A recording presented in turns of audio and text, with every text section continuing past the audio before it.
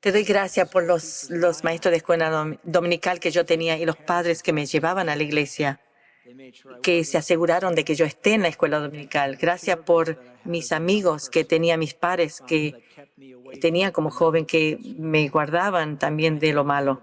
Y gracias porque has dado a estos padres una sabiduría de lo alto que están aquí en la iglesia. Y al reunirnos aquí como adultos, pido que seamos sensibles a tu Espíritu Santo al ver lo que es necesario para tener nuestros corazones avivados, nuestra nación reavivada.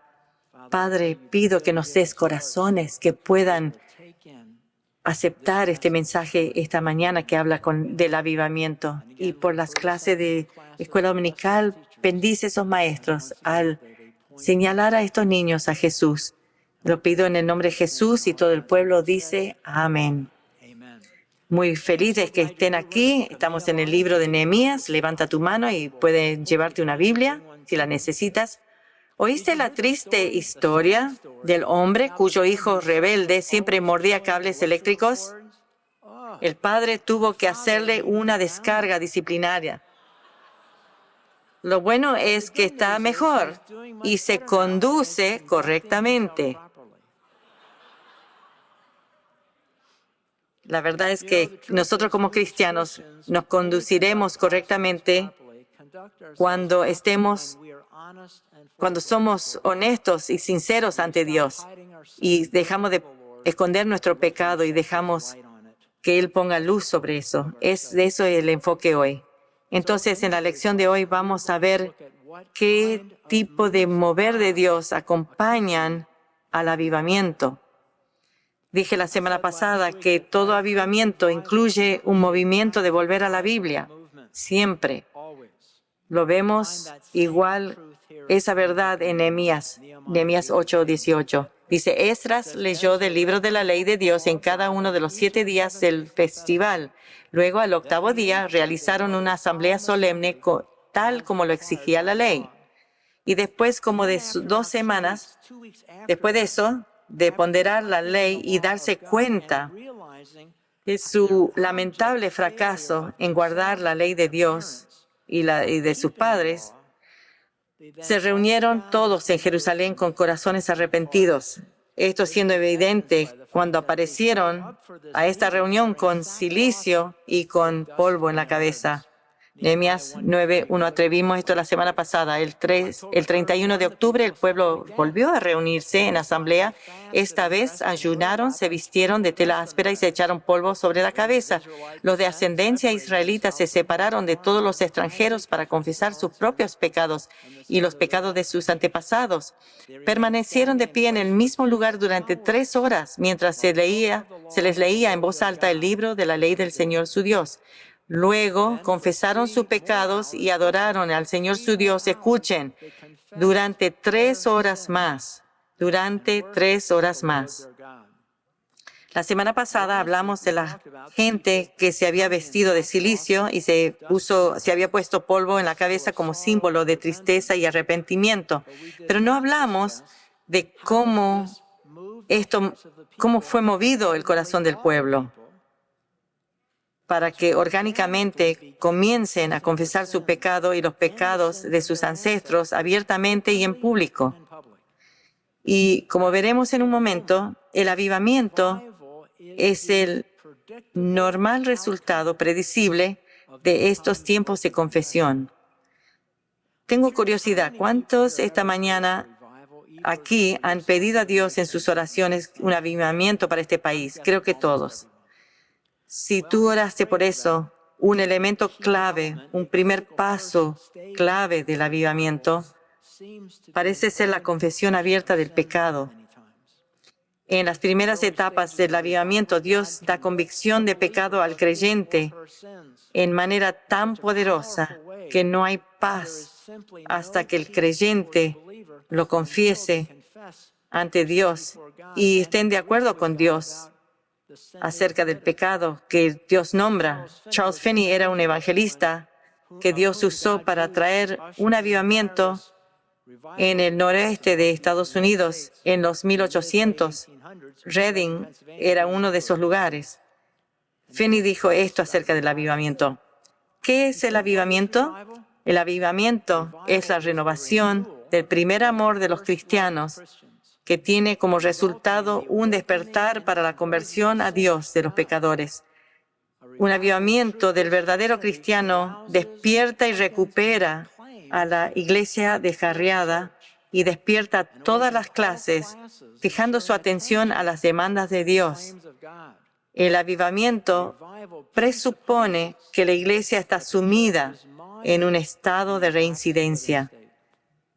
Suena como que necesitamos avivamiento como nación.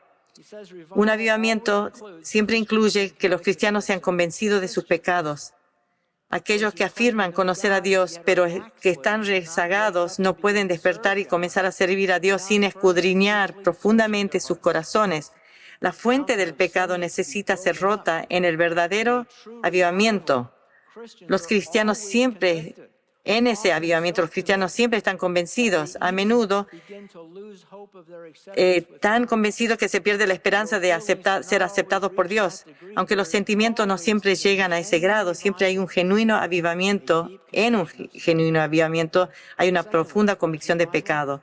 Segundo, ¿qué es un avivamiento? Cuando los cristianos reincidentes se arrepienten. El avivamiento no es más que un nuevo comienzo de obediencia a Dios.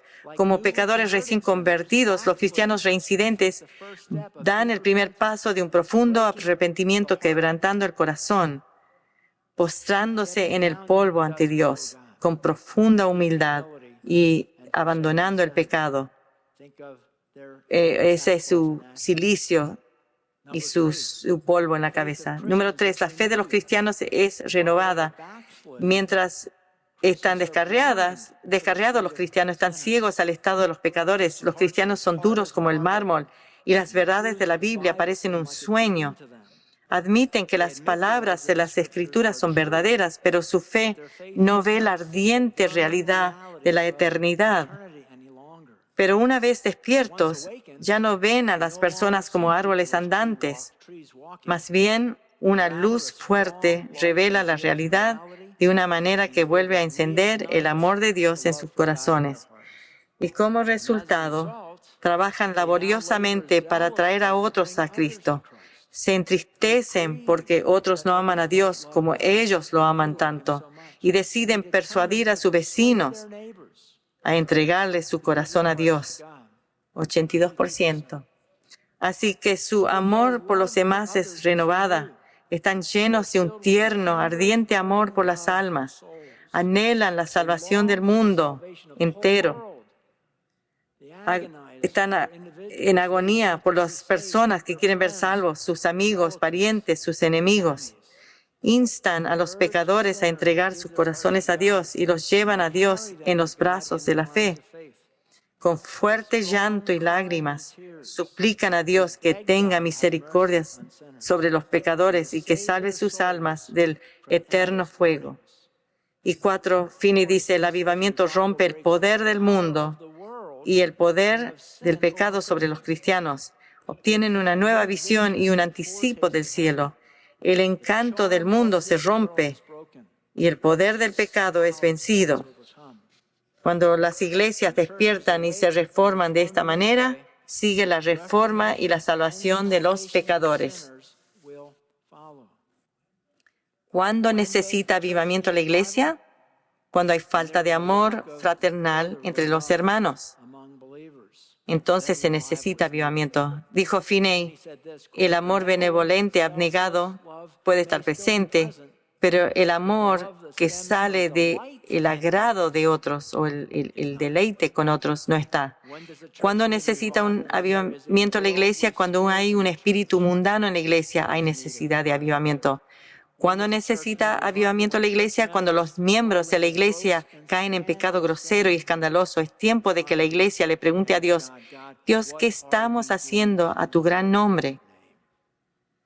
Y número 4, considera lo que Finney dice a continuación, cómo se aplica a la pandemia y cómo ha desunido a tantas iglesias. Dice esto en los 1800. Cuando hay un espíritu de controversia en la tierra o en la iglesia, se necesita avivamiento. El espíritu de la verdadera fe no es un espíritu de controversia. Escuchen, el cristianismo no puede prosperar donde los argumentos prevalecen. El cristianismo no puede prosperar donde los argumentos prevalecen, las disputas. Y finalmente, el avivamiento precede cuando la iglesia no se preocupa por los perdidos que van al infierno. Dice, es tanto el deber de la iglesia despertar del sueño como los bomberos salir y despertar en medio de la noche. La iglesia debe apagar el fuego del infierno, quitando a los malvados. Si los bomberos se duermen y dejan a toda la ciudad, que toda la ciudad se queme, ¿qué pensaríamos de ellos? Sin embargo, la culpa de ellos no sería nada comparada a la culpa de los cristianos que se duermen, mientras que los pecadores a su alrededor caen al fuego del infierno. Y volviendo a nuestro punto en Nehemías, que el avivamiento salió entonces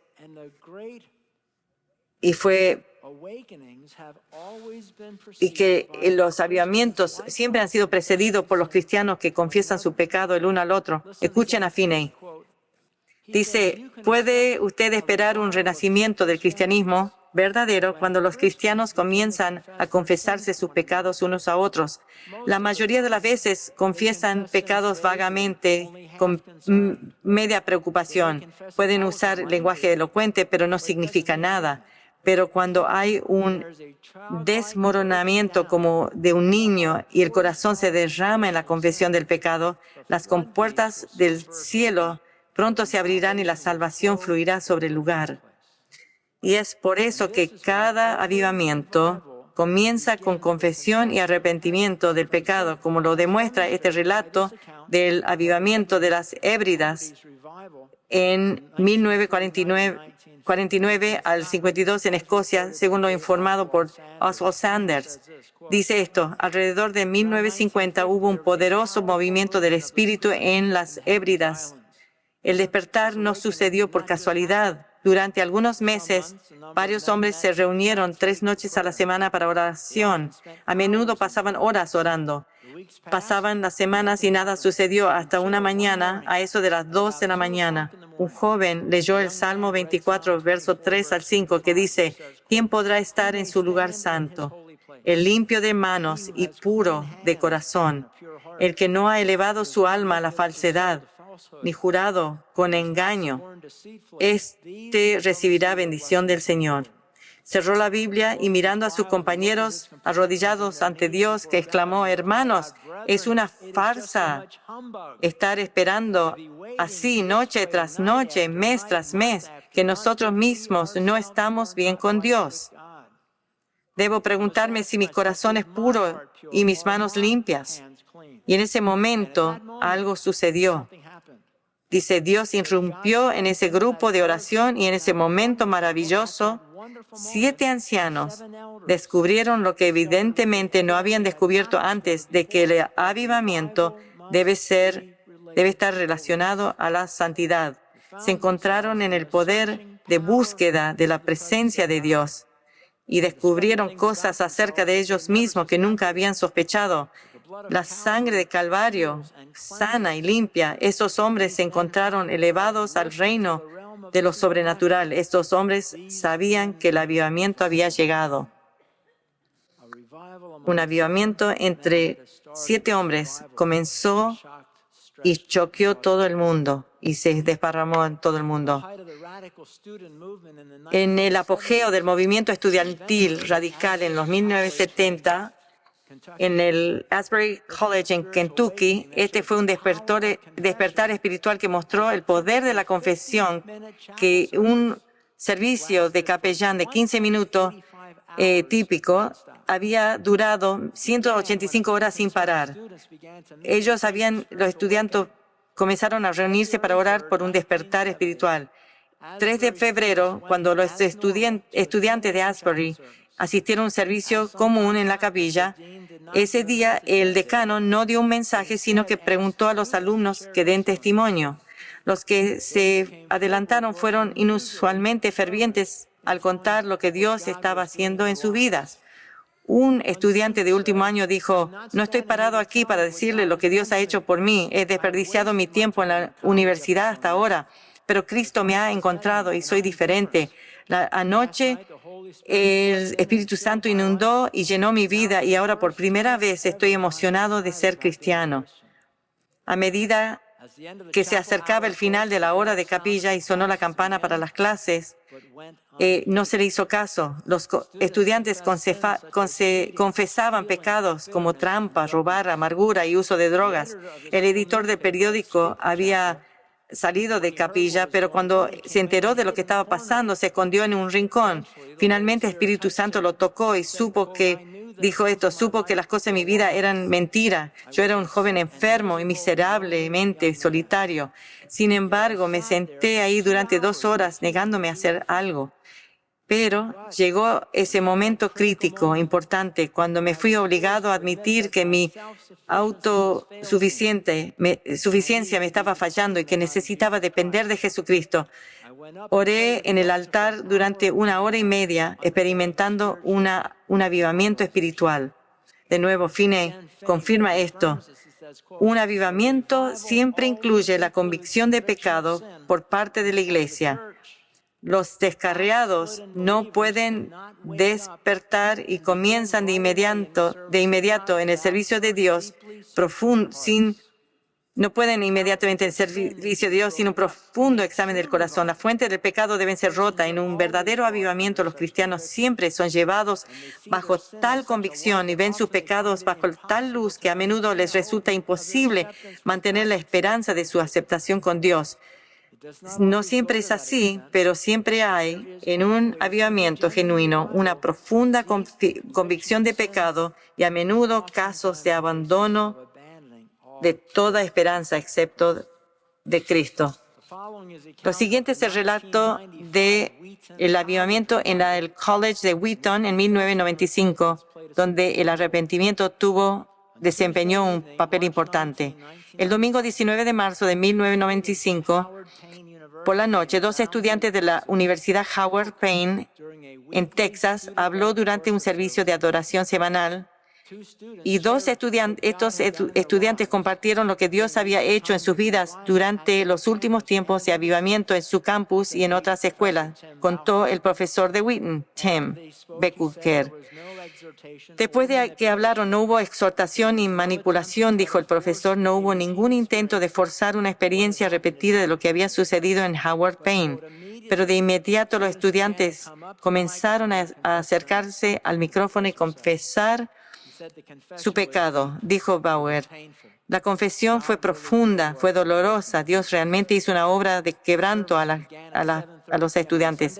El servicio había comenzado a las 7:30 de la noche, domingo, pero no terminó hasta las 6 de la mañana el lunes.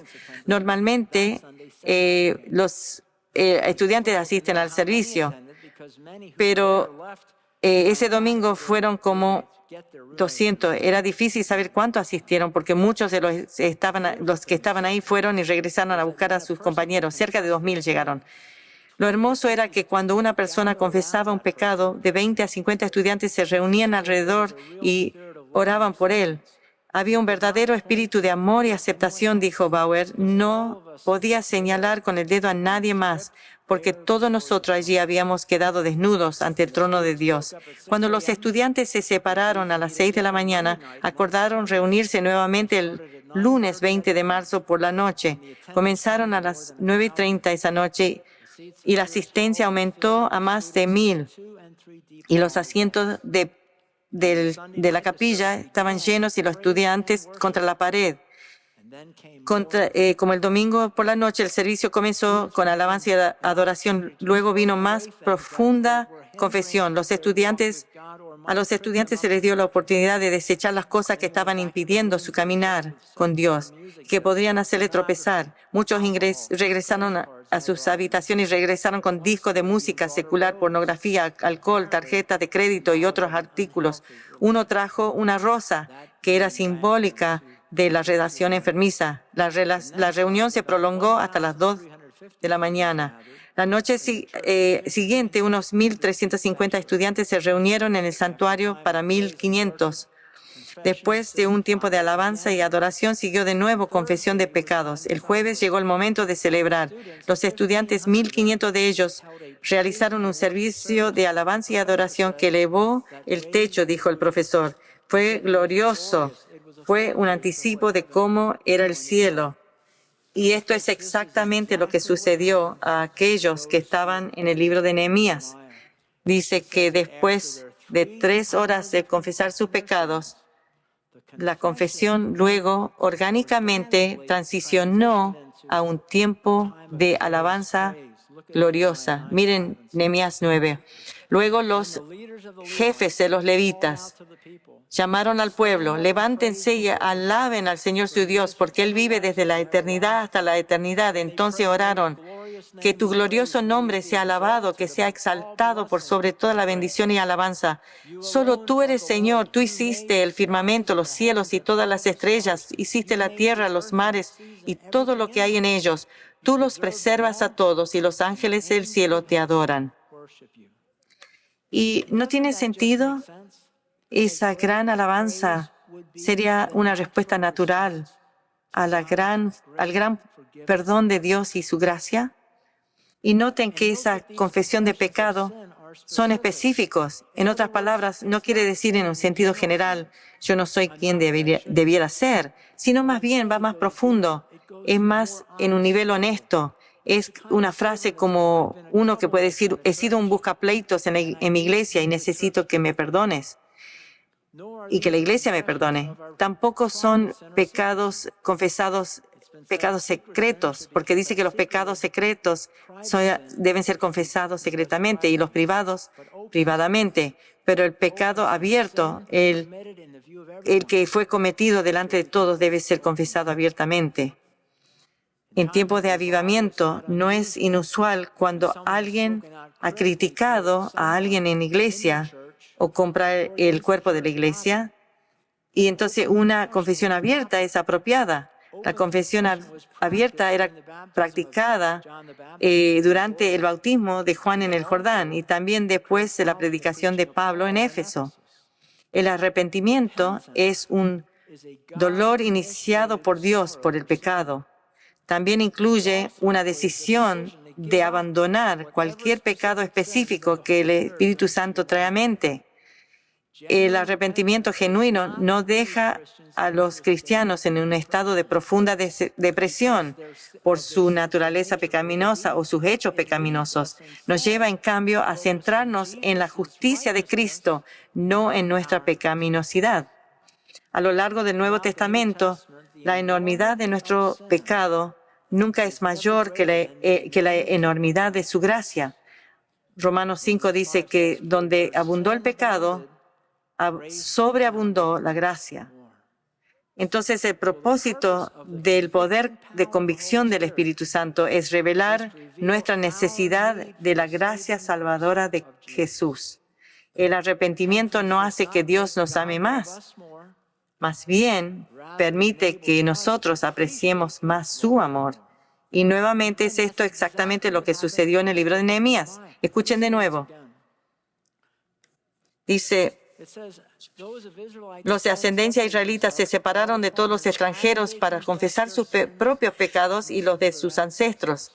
Permanecieron de pie en el mismo lugar durante 3 horas mientras se les leía en voz alta el libro de la ley del Señor, su Dios. Luego confesaron sus pecados y adoraron al Señor su Dios durante 3 horas más.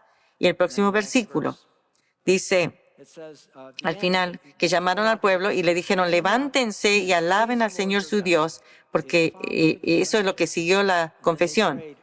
Vamos a seguir eso, ya lo leímos. Y entonces los líderes de los levitas continuaron esta oración de verso 1 al 38. Es una sección larga de escritura y lo voy a leer todo, porque si no uno pierde mucho si yo lo pongo por partes. Es la oración más larga de la Biblia. Escuchen estas palabras. Esta es la oración que hicieron. Eres el Señor Dios, quien eligió a Abraham y lo sacó de Ur de los Caldeos y le dio un nuevo nombre a Abraham. Cuando demostró ser fiel, hiciste un pacto con él para darle a él y a sus descendientes la tierra de los cananeos, de los hititas, de los amorreos, de los fereceos, de los jebuseos y de los gergeseos. Y has cumplido lo que prometiste, porque tú siempre eres fiel a tu palabra. Quiero que escuchen esto al leer el ciclo del pecado. Tú viste la miseria de nuestros antepasados en Egipto y escuchaste sus lamentos cuando estaban junto al Mar Rojo. Realizaste señales milagrosas y maravillas contra el faraón y sus funcionarios y su pueblo, porque tú sabías con cuánta arrogancia trataban a nuestros antepasados. Tú tienes una gloriosa reputación que jamás ha sido olvidada. Dividiste el mar para que tu pueblo pudiera cruzarlo por tierra seca. Luego arrojaste a sus perseguidores a las profundidades del mar. Se hundieron como piedras en aguas turbulentas. Guiaste a nuestros antepasados mediante una columna de nube durante el día y una columna de fuego durante la noche para que pudieran encontrar el camino. Bajaste al monte Sinaí, le hablaste del cielo, les diste ordenanzas e instrucciones justas y decretos y mandatos buenos. Les diste instrucciones acerca de tu sagrado día de descanso. Además, por medio de tu siervo Moisés, le ordenaste que obedecieran todos tus mandatos, decretos e instrucciones. Les diste pan del cielo cuando tenían hambre y agua de la roca cuando tenían sed. Les ordenaste que fueran y tomaran posesión de la tierra que habías jurado darles. Sin embargo, aquí está el ciclo. Nuestros antepasados fueron arrogantes y tercos y no prestaron ninguna atención a tus mandatos. ¿Suena familiar? Se negaron a obedecerte y no se acordaron de los milagros que habías hecho a favor de ellos. En cambio, se pusieron tercos y nombraron a un líder para que los llevara de regreso a su esclavitud en Egipto. Pero tú eres Dios de perdón, bondadoso y misericordioso, lento para enojarte y rico en amor inagotable. No los abandonaste, ni siquiera cuando se hicieron un ídolo en forma de becerro y dijeron, este es tu Dios que te sacó de Egipto. Cometieron terribles blasfemias. Pero en tu gran misericordia no los abandonaste, pero para que murieran en el desierto. La columna de nube todavía los guiaba de día y la columna de fuego les mostraba el camino durante la noche. Enviaste tu buen espíritu para que los enseñara y no dejaste de alimentarlos con maná del cielo ni de darles agua para su sed. Durante 40 años los sustentaste en el desierto y nada les faltó. No se les desgastó la ropa ni se les hincharon los pies. Luego ayudaste a nuestros antepasados a conquistar reinos y naciones y colocaste a tu pueblo en todos los rincones de la tierra. Se apoderaron de la tierra del rey Sehón de Hesbón y de la tierra de Og de Basán. Hiciste que sus descendientes fueran tan numerosos como las estrellas del cielo y los llevaste a la tierra que habías prometido a sus antepasados. Entraron y tomaron posesión de la tierra. Tú sometiste naciones enteras delante de ellos, hasta los cananeos que habitaban esa tierra se sintieron impotentes.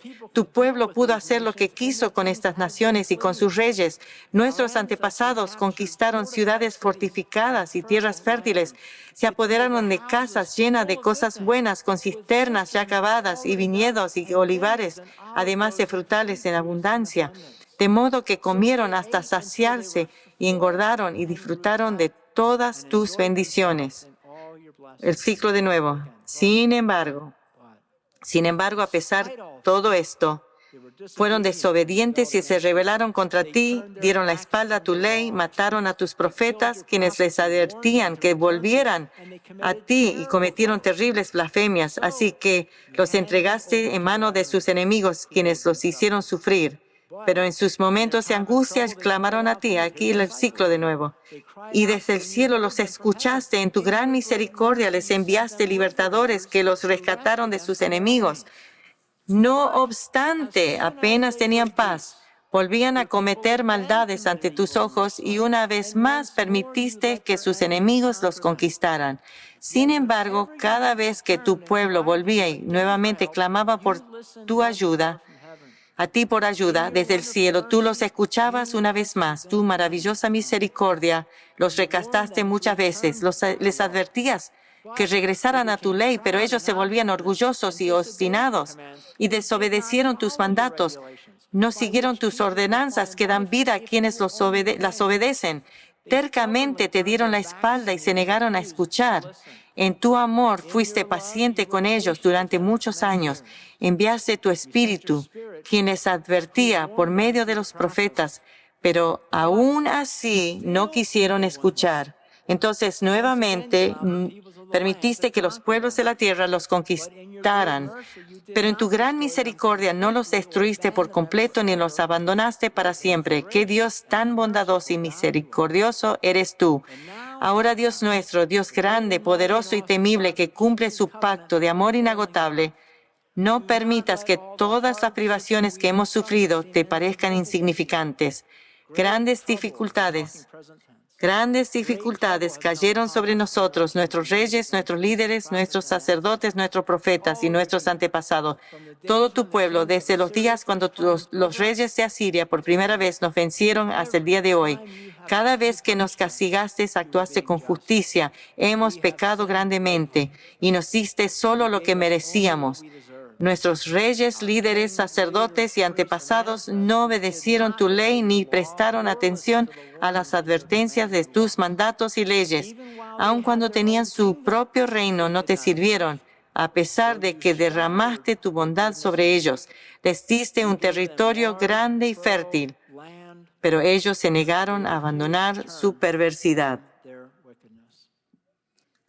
Lo que vemos aquí es el ciclo de pecado. Pecado, juicio, confesión y después liberación y después nuevamente lo mismo. Lo que se destaca aquí en esta oración es que de parte del hombre el pecado abunda. Del lado de Dios la gracia sobreabunda. Versos 8 a 15 habla del pacto y fidelidad de Dios. Verso 16 dice, aún en eso hemos sido tercos y no quisimos escuchar. Verso 19 dice, aún así, en gran misericordia Dios no nos abandonó. Verso 22 a 25, Dios era fiel aún en su desobediencia.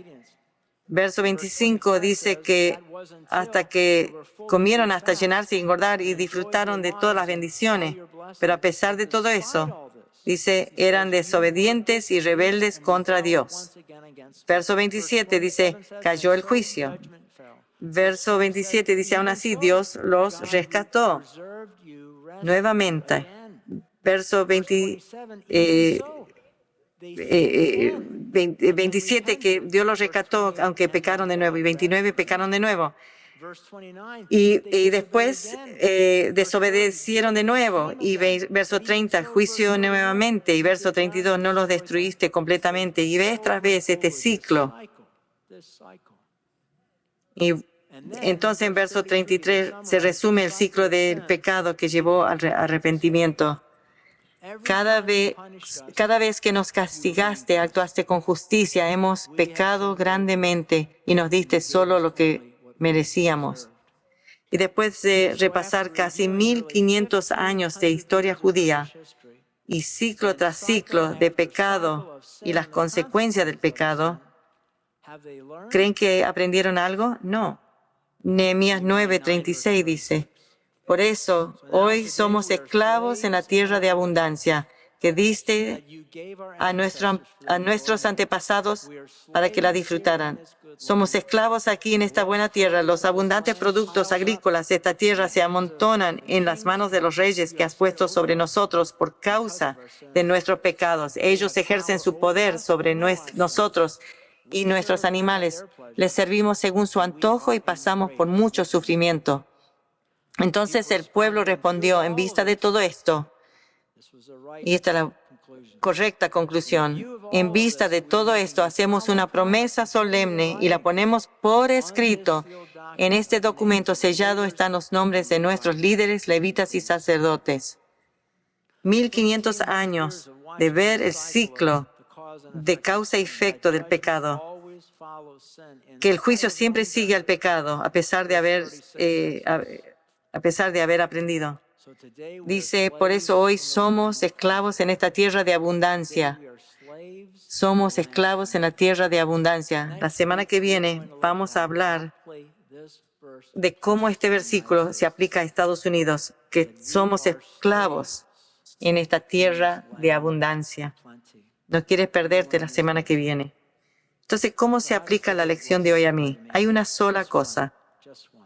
Si tú solo recibes una cosa de la lección hoy, que si nuestra comunión debe ser, o nuestra nación debe ser avivada, si personalmente necesitas un corazón avivado, seguramente y verdaderamente va a comenzar con un corazón contrito, sincero y quebrantado ante Dios. A menudo he dicho que Dios puede hacer mucho cuando la persona es honesta con Él, pero no puede hacer nada con alguien que esconde el pecado de Él. Esta noche vamos a tener lo que llamamos un encuentro de adoración que va a ser dirigido por los alumnos en la escuela de ministerio. Adoración, oración, adoración y dar oportunidad al Espíritu Santo a moverse entre nosotros. Hablé con Jeff Wang ayer y me dijo que esta semana pasada los estudiantes de la escuela de ministerio han estado orando y que el Espíritu Santo ya los va llevando orgánicamente a un lugar de arrepentimiento sincero. Entonces les animo y voy a pedir al Señor en oración que si tú quieres venir acá, pídale, porque tú puedes quedarte en casa a ver la televisión. Oremos. Padre, te pido ahora que tú muevas el corazón de esta gente, que te pregunte, ¿tú quieres que venga esta noche, que sea parte de esto? ¿Quieres avivar mi corazón? ¿Lo quieres hacer?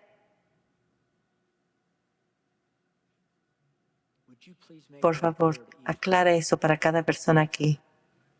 Y pido, Señor, que tú prepares el corazón de los que vienen esta noche, que te permitamos buscar nuestro corazón y revelar si hay algo que no te agrada. Si estás aquí esta mañana y no has aceptado a Cristo como tu Señor y Salvador, este podría ser el lugar de comienzo para este caminar maravilloso. Si lo quieres hacer, haz esta oración. Lo puedes hacer en tu corazón. No es un show. Solo tiene que ver contigo y con Dios, entendiendo. Y va así. Padre, reconozco que he pecado. He cometido muchos errores y te pido que me perdones. Y recibo a Jesucristo como mi Señor y Salvador personal, tu muerte en la cruz, para que yo sea perdonado, para que yo pueda tener vida eterna. Gracias, Jesús. Ahora, Padre, ayúdame, ayuda a todos a vivir vidas que te honran y aviva nuestro corazón. Aviva por Jesús nuestro corazón. Que nosotros tengamos una carga por los perdidos que nos rodean. Que tu voluntad sea hecha en este lugar, ahora mismo, en esta noche. Lo pedimos en el nombre de Cristo Jesús y todo el pueblo dijo amén.